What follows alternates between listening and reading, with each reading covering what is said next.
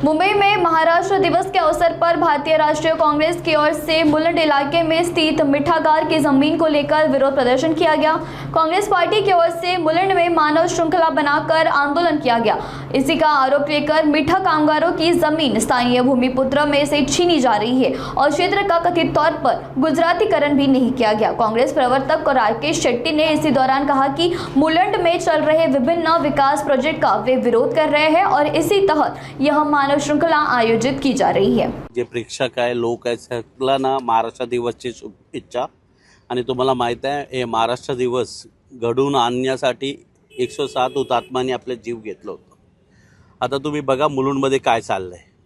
मुलुंडमध्ये इथे मिठेगरची जी जमीन आहे, भूमिपुत्र अग्रिकोली लोकांची जमीन आहे, हे किचवून आता अदानी साहेबांच्या खिशामध्ये टाकणारा काम देवेंद्र फडणवीसची सरकार करत आहे। इथे डंपिंग ग्राउंड आहे, तो पण त्याला दिलं। ऑक्टाय नाका बंद झाला, तो पण जमीन दिलं। आणि सातत्याने तुम्ही बघा मुलुंडचे नागरिक जे आहे या आंदोलन करून त्याचा विरोध करत आहे। इतके आपले लोकल आमदार आहे मिहिर कोटेजा, ते तर मुलुंडला सगळं गुजरातीकरण करायला निघालं आहे। अदानी एक गुजराती बिल्डर आहे, त्याला सांगा अहमदाबादला जाऊन प्रोजेक्ट करायला।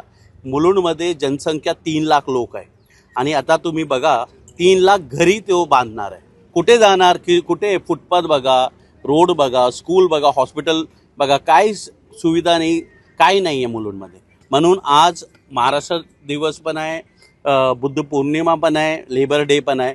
आम्ही काँग्रेसचे तमाम कार्यकर्ता इथे एकत्र येऊन ह्युमन चेन केलं। हे संदेश आहे केंद्र सरकार आणि राज्य सरकारला की आम्ही गप्प बसणार नाही। तुमची सत्ता केंद्रामध्ये आहे, तुमची सत्ता राज्यामध्ये आहे, पण हे मुलुंड आहे आणि हे मुंबई आणि महाराष्ट्र आहे। इथे जे लोकांच्या मनात आहे ते होणार आहे। तुमच्या मनमानी आम्ही चालू देणार नाही। बघा हे जे केंद्र सरकार आहे आणि राज्य सरकार आहे, ईव्हीएम चोरीमुळे हे लोक आलेले आहे। आज नाही तर उद्या 10-15 वर्ष जसं हे सरकार जाणार आपल्या लोकांना हे कळणार आहे आणि इस्रायलची टेक्नॉलॉजी वापरून हे सगळं चालू आहे। तुम्ही बघा ना लोकसभामध्ये जे सत्ता पार्टी पक्ष होता किती त्यांना भेटलं? आम्हाला 31 सीट भेटलं, 48 सीट्स होतं ना। तो म्हणजे विधानसभामध्ये कौल जे होणार आहे काँग्रेस, NCP आणि शिवसेना उद्धव ठाकरे साहेबांच्या पक्षावर होणार होतं, पण काय झालं? सगळं बिघडलं।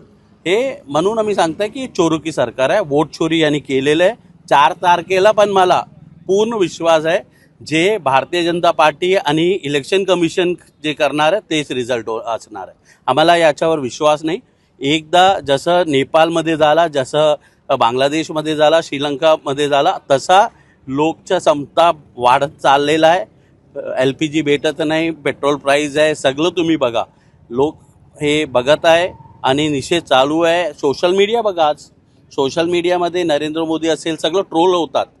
म्हणून मी सांगत आहे, इशारा आहे देवेंद्र फडणवीस साहेबांना की हे अदानीला जे दिलेलं तुम्ही जमीन आहे हे बेकायदेशीर आहे, बंद करा। आमचा याचा विरोध आहे।